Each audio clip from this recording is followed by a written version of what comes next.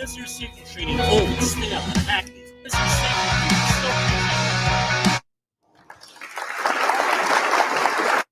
still Is your safety training old, stale, and hackneyed? Is your safety trainer still preaching a warped version of behavior-based safety? How about safety training that actually addresses your hazards in your workplaces and is not standardized baloney from 25 years ago? Contact the Safety Wars team at safetywars.com or call Jim Poesl at 845-269-5772. Remember, if you're receiving this message, you are the solution to unsafe workplaces. Warning, the following broadcast contains adult language, adult content, frank safety discussions, and stories that might sound unbelievable. But believe me, every one of those stories is true. We didn't start the safety war, but we are going to fight to win it. For our families, for our communities, for our workplaces, and for our lives. Okay, so if you're joining us here, right, if you are watching this on, a little video issue here, so the first half is going to be the podcast. So, and we'll have a nice picture of me. Now, going into this, right, we're going to go, some controversial things. So we talked about my support for Chief Crowley and calling on an investigation here.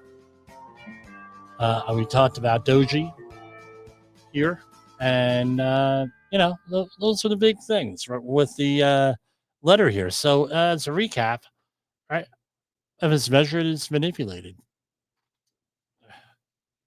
That's all I have to say on that. If it's measured, it's manipulated, and we're not going to see anything, there. Anything useful done with this information. That's my prediction. I could be wrong, but I don't think I am. So, all right, what do we got here? Right. Again, AI is dangerous. Now, here we haven't really talked about the war here. Life update. U.S. pushes UN resolution on Russia-Ukraine war that omits mention of Moscow's aggression. It's from the Associated Press. So what the president, Trump, wants to do, apparently, is bring an end to the war here with this. And he's willing to do it any way possible. One, because in his opinion, we're all going broke. Number two, we got to stop the killing here. So today, Trump hosted French leader Emmanuel Macron. Macron, I don't think has too much more time left in office. Trump urged Europe to take a bigger role in funding, and Paris pushed for more assurances from Moscow. And in a related story, they want to put a nuclear dome, meaning France, over the EU. So the U.S. president pushes whatever that means, keeping fighter planes with nuclear missiles there. Remember, France has nuclear warheads too here. Now, and they were a very late comer to the EU here, so they developed their own system. Here is my understanding. U.S. president pushed his desire for a deal to end the war, which struck with a grim third anniversary today, Monday. He has said that this will conclude an agreement with Ukraine for its critical materials, a deal he hinted could be signed as soon as next week by Ukraine's president. There is tremendous distrust on both sides, Trump said. That's why it's good that I am coming in now. But I think it's to the very much benefit of Russia to make a deal and go on with leading Russia in a very positive way. And that's what you have to do. But I really believe that he wants to make a deal. I may be wrong, but I believe he wants to make a deal. Macron was for a circumstance correcting Trump in the Oval Office when Trump said Europe supported Ukraine with a loan. Macron warned against trusting Moscow. Let's try to get something first watch. Can be assessed, checked, and verified, he said in English. Let's be sure that we build sufficient guarantees in the short run, and this is where we are ready to be engaged. As for France, a lot of my European colleagues are ready to be engaged, but we do need this American backup because this is part of the credibility of security guarantees, and this is our collective deterrence capacity. And I have the feeling that the president has this capacity. So basically, there's talk of European peacekeepers, right, in like say a neutral zone or buffer zone, uh, and everything else. But basically, 3 years, million people dead. They're saying. Uh, I don't think we're. I don't think this is a good thing. Chinese who have been fighting in uh, 3 years on Chinese who have been fighting in Ukraine speak about war. VOA conducted exclusive interviews with Chinese who have been fighting. Chinese who experienced repression in China told VOA that Ukraine cannot afford to lose this war, stating that the loss would affect Ukrainians. Right, so these are Chinese fighting for the Ukrainians, Europeans, Americans, even the Chinese who are fighting in China for basic human rights. And if this were at all legible, I'd be able to read it, but it's all in Chinese. Right? So in here, U.S. Supreme Court rebuffs the free speech challenge to abortion clinic buffer zones. U.S. Supreme Court declined Monday to hear a challenge to the legality to buffer zones used to protect access to abortion clinics and limit harassment of patients. And the challenge brought by anti-abortion activists who have argued that their free speech rights were being violated. The justices turned away appeals by self-described sidewalk counselors in New Jersey and Illinois of lower court decisions to throw out their lawsuits that had claimed that the buffer zones violate free speech protections under the U.S. Constitution's First Amendment. The activists have been asking the Supreme Court to overturn 2000 ruling allowing a Colorado buffer zone. I'm seeing if in New Jersey, a sidewalk counselor named Gerald Turco sued the city of Englewood for adopting a 2014 ordinance created an 8-foot buffer zone protecting entrances and driveways of healthcare facilities. I don't, right? I was involved in politics for many years. I don't recall this name. Usually those are very, and this also, again, agricultural industry. By the way, egg prices are going up again if they haven't already, due to the bird flu. Okay. This is from EHS Today. Article by Phil Millay. What changes will happen with OSHA? The answer is, long and short of it, not much. We don't have a what's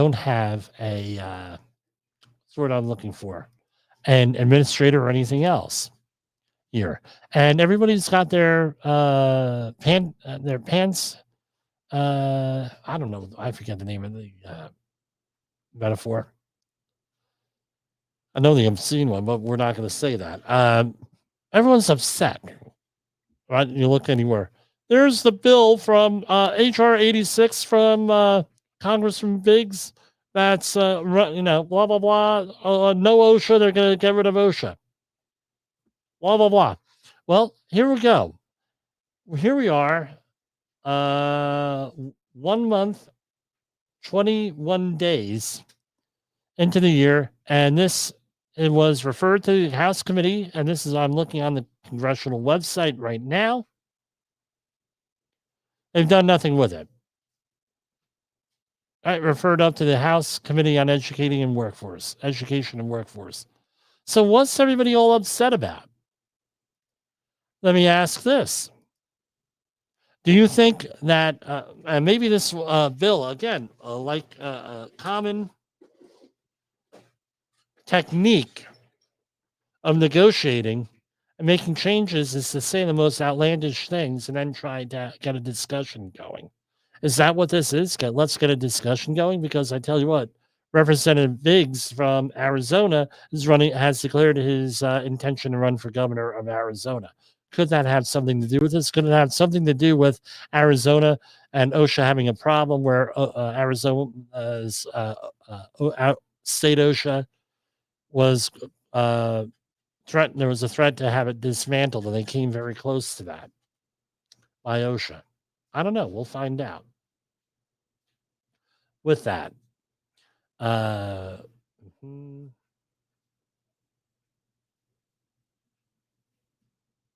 So this is from February 19th last week, an executive order. Today, President Trump signed an executive order ensuring lawful governance and implementing the president's this is from the whitehouse.gov. President's Department of Government Efficiency Deregulatory Initiative. The executive order will end federal overreach and regulation enforcement and restore constitutional separations of power. Agency heads shall, in coordination with their Doji team level leaders and the Office of Management and Budget, review all regulations and subject their jurisdiction for consistencies with law and Trump administration policy, prioritizing rules that impose heavy costs. A unified agenda will be developed to rescind and or modify regulations that are consistent with law or Trump administration's policy. Agencies shall utilize enforcement discretion to deprioritize enforcement actions that stretch statutory authority or exceed the constitutional powers of the federal government. The order, there's exemptions to this order respecting military, national security, homeland security, foreign affairs, or immigration-related function. The accumulation of federal regulations, their burdensome enforcement, including legally suspect regulations that stifle economic growth, constrain America's freedom. The Biden administration imposed a historic $1.7 trillion in costs on the American people. Now, here's my question here. Makes it in general. My question is this: what specific OSHA regulations do we think need to be reformed or eliminated? I don't know. I would think, right? And with all modern regulations here, since I've been in the industry, they are supposed to do a cost benefit analysis and everything. Where do we start here? I would probably start at seeing what uh, the original cost benefit analysis is, and did it pan out with the cost benefit analysis in reality? Right? Were we able to prevent accidents, injuries, and illnesses with that rule? Is that rule ever enforced? Because right now, and I'm going to do a share screen here for everybody at home. If you're on the audio side of this,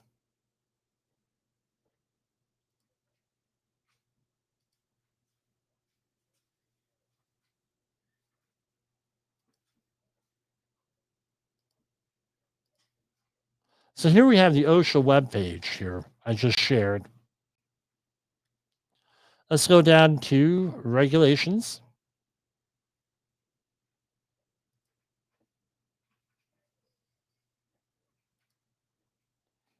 Laws and regulations. So here we have general industry. All right, let's zoom out on here. There's a lot of regulations. Which one of these are we going to eliminate? Is my question. Are we going to eliminate some of this stuff on fire protection, compressed gas, materials handling, machinery and machine guarding? Right? Hand and power. Or which one of these are we going to eliminate? And just because we eliminate them, does that mean under the general duty clause that they can't be enforced because they're a recognized hazard? I don't know. Are we going to eliminate any of the chemical substances here? I don't know. That's a good question. EPA, I can make the same argument. Which environmental laws are we going to not have? Interesting debate to have, but I would think that we would start perhaps with the things where the cost benefit analysis did not work out. And we could start from there. That's the way I would do. And then figure out, can we improve on those? Can we make them easier to, can we make it easier to comply with?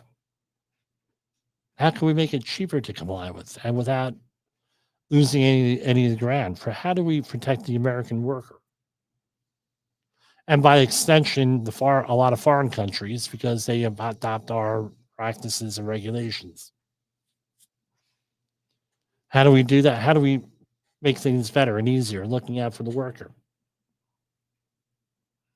All this stuff needs to be asked. And let's point out something when we talked about the whole lawsuit from a friend of the program here with this.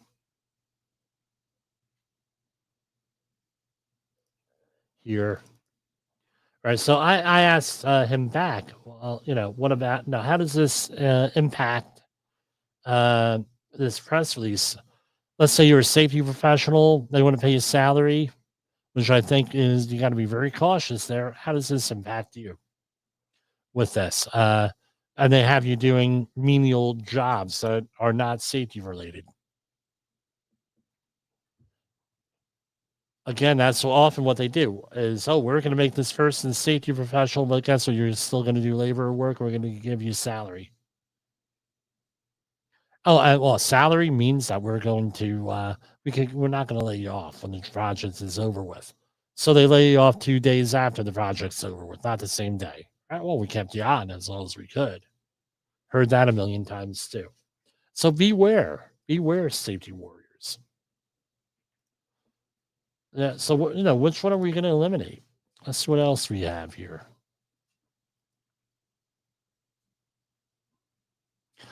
So, according to NBC News, Doji will use AI to assess responses of federal workers who are told to justify their jobs. Well, I just showed you AI to that you could use it the other way. All right. This is NBC is reporting that this is all going to go into a large language model, an advanced AI system that looks at huge amounts of text data to understand, generate, and process human language. Sources said the AI system will determine whether someone's work is mission critical or not. Yeah, giving them the rope to hang you. I mean, the unions have a legitimate thing here, but also the other side has a legitimate thing. So I'm like neutral here. Just beware that you're going to get a lot of baloney here. All right. Oh, what else? We're going to run through here. This is from City Journal. Article by Christopher Rufo and Hannah Grossman. The NSA secret sex chats. Intelligence officials maintained a chat room to discuss polyamory and transgendered surgeries, internal documents reveal. The intelligence community is one of the most powerful parts, and it goes on and on and on. We have cultivated sources within National Security Agency. We have provided chat logs from NSA IntelliLink messaging program. According to an NSA press official, all NSA employees sign agreements stating that publishing non-mission related material on IntelliLink is a usage violation and will result in disciplinary action. Again, apparently, they did not enforce this. Nonetheless, these logs dating back 2 years are lurid, featuring wide-ranging discussions of all different types of stuff. We'll leave it at that. One popular chat topic was transgender surgery, which involves surgically doing blah, blah, blah, blah, blah. Right? One user said, mine is everything. And so one person who claimed to have gender reconstruction surgery. I found that I like blah, blah, blah, but all the rest is just as important as well. And going, this is really uh, this is really graphic on here. And the other thing is this. The conflict is coming. This is the result. The NSA chat logs suggest the presence of at least hundreds of gender activists within the intelligence services who cannot distinguish between blah, blah, blah. And I think that these things are, I'm trying to clean this up here, are appropriate to discuss at work. So, anyway, incredible, shocking things if this is true. Not sure. And here we'll end with this. This break from your smartphone can reboot your mood, and here's how long you need. 2 weeks, according to one study. So that's what we got for tonight. And we're doing good here. We're doing fine. We're back here, a little bit rusty. For Safety Wars, this is Jim Poesl. We're going to start with our outro and everything else, and perhaps a little bit of music.